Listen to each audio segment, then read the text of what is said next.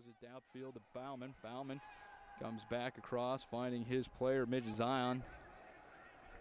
Zion trying to find a place to center that disc to. Finally gets it to Willis. Willis going up with the hammer, has Nate Body in the end zone. He's able to come down with it. Looks like he staggered a little bit, but he's more than happy to accept that disc in the dump back to a diving Alex Ettinger. And Crane's here we go defensive intensity has picked up here. It really has, but beating Jordan Ryan deep is Ben Ayers, and we've talked about him numerous times as he goes up in the air to make sure his feet come down inside the end zone. It's Ben Ayers with the catch, and that's a name we've said numerous times here. That's his 40th score of the season, and another big grab here for the Detroit Mechanix, not wasting any time getting back onto the board.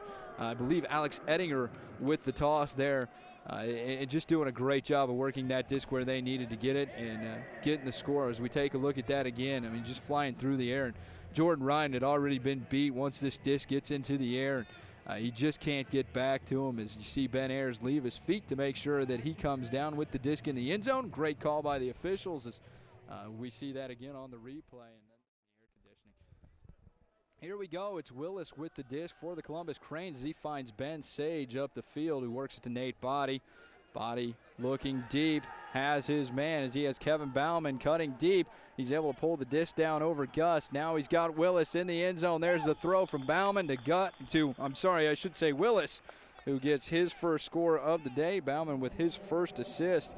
And that's exactly how you want to work it if you're the Columbus Cranes. That was textbook right there. You have the open receiver downfield. You get him the disc. The cut's already being worked by Willis. He's in the end zone for the score, and the Columbus Cranes pulling this to within a 1-point score as we see Willis there celebrating with his teammates. Yeah, this was all set up right here by the hockey assist, if you will, by Nate Body, who finds his open man downfield, Bauman, who really from that point is just a flick of the wrist to get it over to Kevin Willis Ryan for the score. And there it is right there as Bauman's already got Willis open as Willis had just continued his last cut all the way down the field. And that's looking deep for Willis. He's going to have to go up. He's got the height, but Johnny Bansfield's the one who comes down for it for DMX. And here come the Mechanics right back upfield.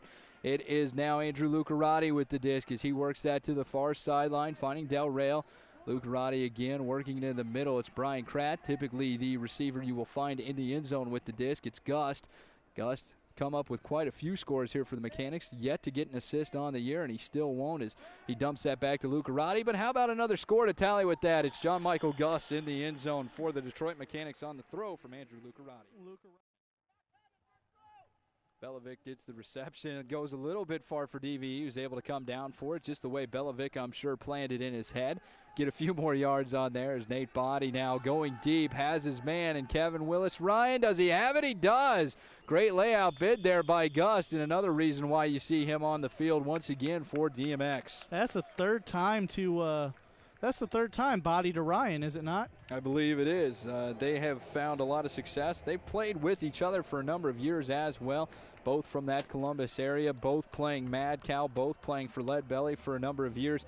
So they've got that chemistry that a lot of teams you may not see. And there's the grab there and a great layout play by John Michael Guest, but he's unable to come down with it as the long arms of Willis reach out for that one and pull it away.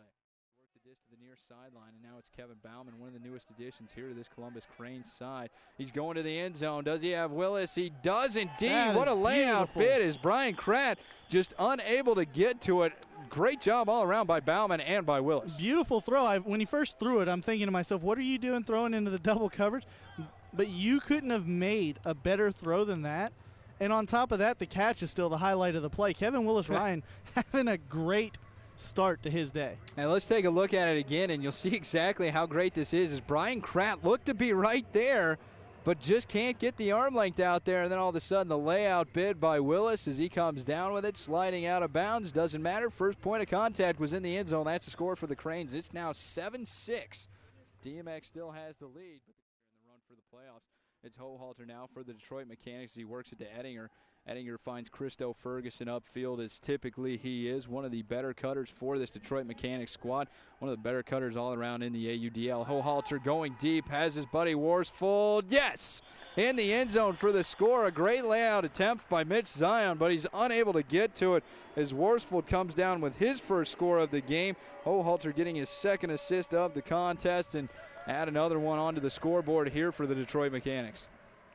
Yeah, Worsfold had a step, but what really makes him open is that he's about a head above everybody else who's been guarding him so far today. Yeah, it gives him a definite advantage. And right now, the Columbus Crane, it's tough to mark him up because typically with that type of height, as we take a look at it one more time, you'll see Worsfold and just the speed he's able to bring. And it's not just the height that he brings. It was. Mitch Zion was in position, but that disc put just high enough by the hands of Alex Ettinger that Worsfold able to come down with it in the end zone for the score. Anyway, it's the Detroit Mechanics going down the field now. Yeah, just not enough on that forehand. Bansfield going deep with the backhand huck. It's Ben Sage and Brian Kratt who will get the upper hand. It's going to be Brian Kratt with the score, giving the Detroit Mechanics a 2-score lead now with 11:13 left to play. Oh, that was huge. You see Ben Sage timing up that disc as it's in the air for a very, very long time. I believe it was Bansfield on the throw, was it not? It was indeed, and that's something that he has pulled out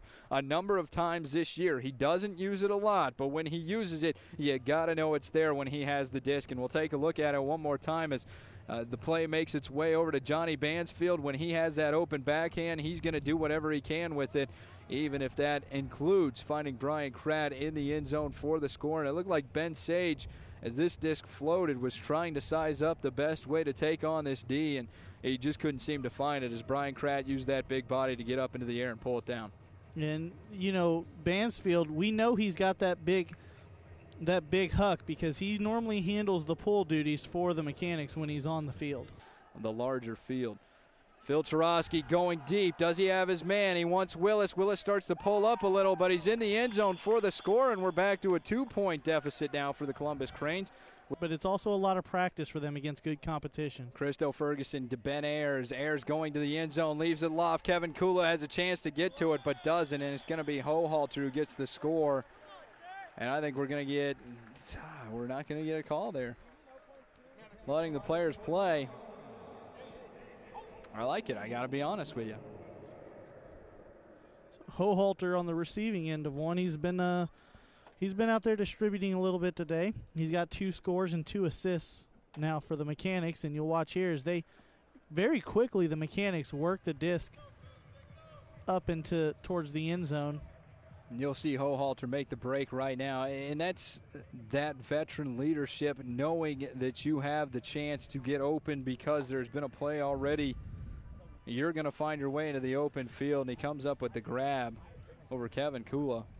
Kula gets a big piece of Hohalter there. And able to pick that off as it goes in and out of the hands of Ben Ayers. And now the Columbus Cranes with another chance as the hammer goes up, and who other but Mitch Zion there to get the score. And that's a hammer throw, I believe, by Michael Ford. Michael Ford to Mitch Zion on consecutive plays. Gets the Cranes right back in this, down only 1. Boy, his 5th score of the half, 5th score of the game. And as you mentioned, he really came alive, not allowing anything to get by him in this second half. I don't know what was said in that locker room, but Mitch Zion definitely had an effect on him. There's the hammer, as you mentioned, from Michael Ford as that goes through the air. And you're going to have Mitch Zion underneath waiting for that one and not a defender around him. And that's what we talk about. If you're Detroit, you cannot let players get away from you like that. Somebody has to be nearby. Ferguson looked like he had Ben Ayers, but decided he didn't. Goes to Van Treese now as the handlers continue to work the disc. Van Treese going to the hammer. Good decision indeed as it comes down to the hands of Mark Worsfold for the score.